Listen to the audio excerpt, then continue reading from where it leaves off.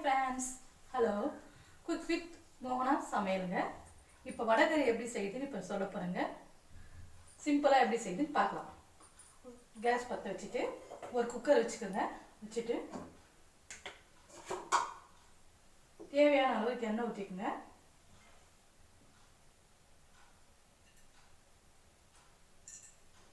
ஊற்றிட்டு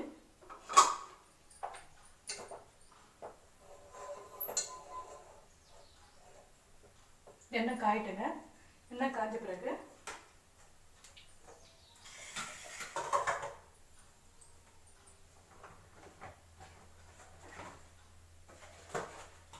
அதுக்கு தேவையான பொருள்லாம் எடுத்து வச்சுக்கலாங்க. அதுக்கு தேவையான பொருள்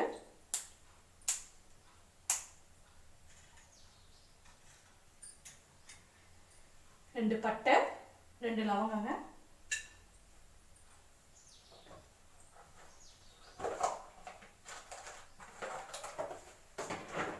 சின்ன ஒரு பிரிஞ்சி இலைங்க, கொஞ்சம் போல சோம்புங்க, கொஞ்சமாக சோம்பு.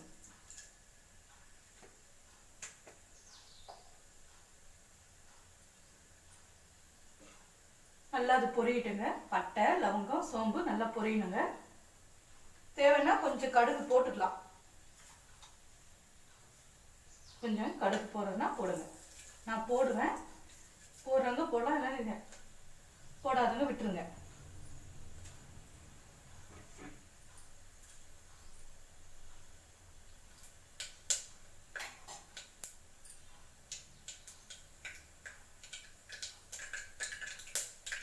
பொரியுது சவுண்டு கேட்குதுங்களா? நல்லா பொரியுதுங்க. இந்த ஸ்டேஜில் ஒரு பெரிய வெங்காயம் ஒன்று, 1.5 தக்காளி, பச்சை மிளகாலாம் அரிஞ்சு வச்சுக்கோங்க. இந்த ஸ்டேஜில் கொஞ்சம் கேஸை கொஞ்சம் சிம்மில் வச்சுட்டு முதல்ல வெங்காயம் போட்டுக்கலாங்க.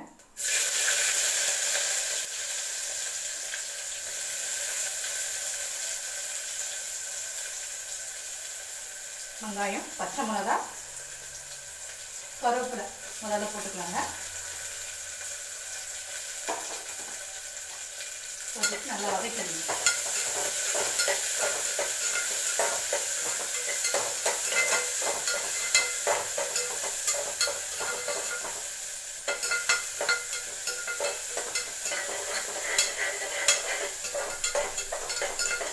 நல்லா வதங்குங்க.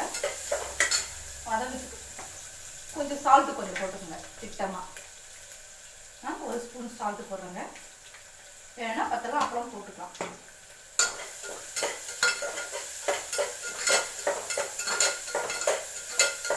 நல்லா வதங்குங்க. அதாவது ப்ரௌன் கலரில் வரும். அதான் வாசமாக இருக்கும் வெங்காயம்.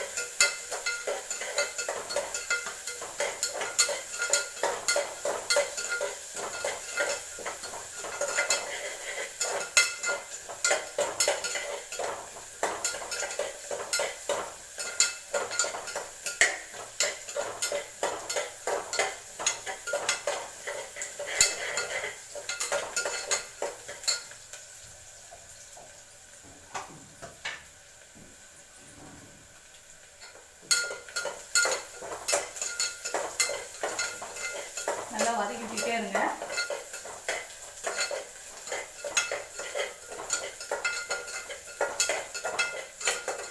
நான் இப்போ ஒரு 3 பேர் சாப்பிட்ற அளவுக்கு செய்கிறேங்க. நீங்கள் எவ்வளோ பேருக்கு வேணுமோ பார்த்து போட்டு செஞ்சுக்கங்க.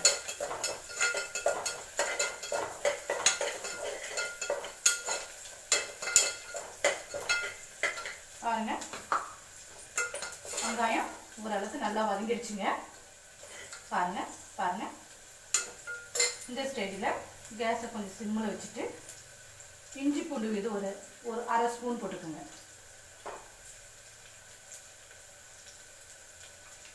போட்டுட்டு நல்லா கிளறி இதான் அடி பிடிச்சிக்கும்.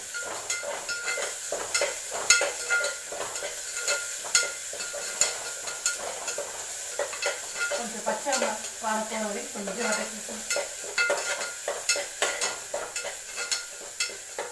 வதக்கிட்டு தக்காளி போட்டுக்கோங்க.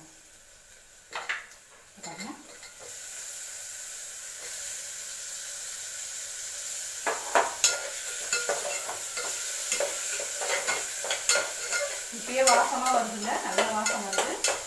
நல்லா வதக்கிட்டு தக்காளி கொஞ்சம் குழையுங்க.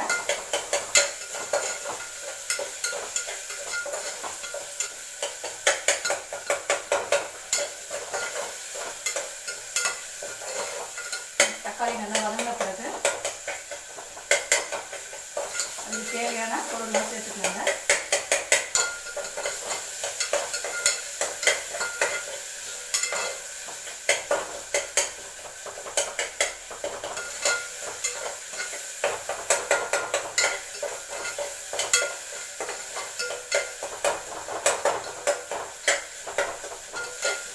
வதங்கிட்டுங்க. இந்த ஸ்டேஜில் ஒரு ஸ்பூன் மஞ்சாத்தூள், சின்ன ஸ்பூனில் கொஞ்சம் மஞ்சாத்தூள், கரம் மசாலா போட்டு வெறும் மிளகாய் தூள் தேவைக்கேற்ப போட்டுக்குங்க. போட்டு நல்லா கிளறிடுங்க.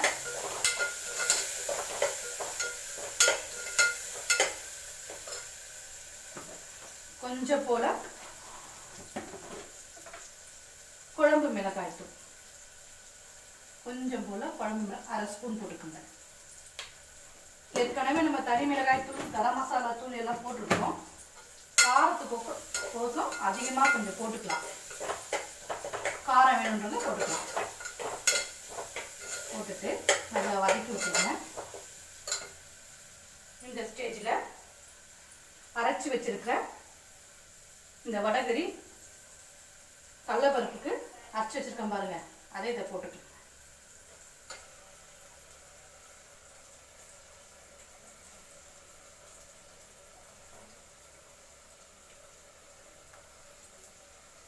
ஒரே சின்ன டம்ளரில் கடலைப்பருப்பு ஊற வச்சு அரைச்சி வச்சிருக்கேங்க. உப்பு போட்டு சோம்பு போட்டு அரைச்சி வச்சிருக்கேங்க.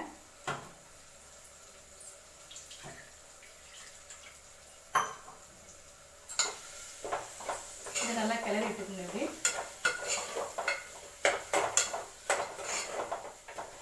கிளறினே இருங்க. கிளறின பிறகு நம்ம அரைச்சி வச்ச மிக்ஸி ஜாரை கழுவி இல்லை ஊற்றிக்கலாங்க.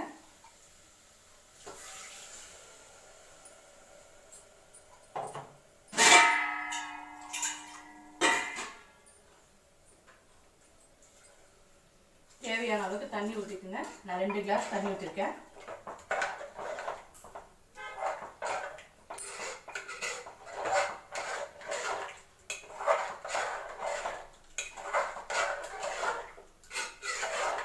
நல்லா கிளறி விடுங்க. கடலைப்பருப்பு வந்து நல்ல திக்னஸாக வருங்க.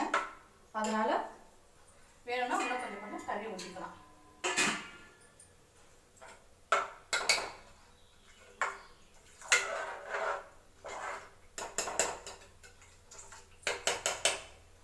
நான் 2 கிளாஸ் தண்ணி ஊற்றிருக்கேங்க. நீங்கள் தேவைக்கேற்ப ஊற்றிக்கணும். இப்போ இந்த ஸ்டேஜில் உப்பு கொஞ்சம் போட்டுக்கலாங்க. நான் 1 ஸ்பூன் உப்பு போட்டுக்கலாங்க.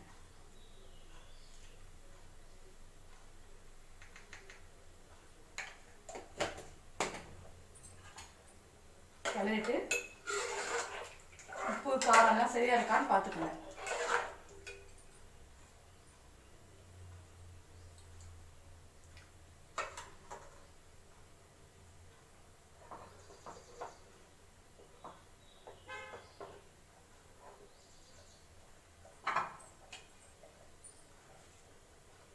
இந்த ஸ்டேஜில் கொத்தமல்லி கிள்ளி வச்சுருக்கேங்க, அதை நல்லா தூவிக்கலாங்க. போட்டுட்டு குக்கர் மூடி போட்டுடலாங்க.